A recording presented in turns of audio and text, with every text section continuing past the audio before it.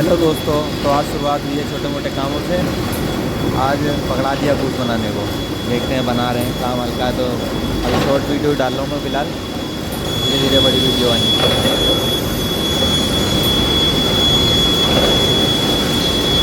ये कुछ बन रहा है अभी तक। इसमें दो करेंगे, ये दो इसके होंगे। रात में भी बहुत अच्छी निकली हुई है। जब धूप नहीं होती तो हवा भी बहुत आती है।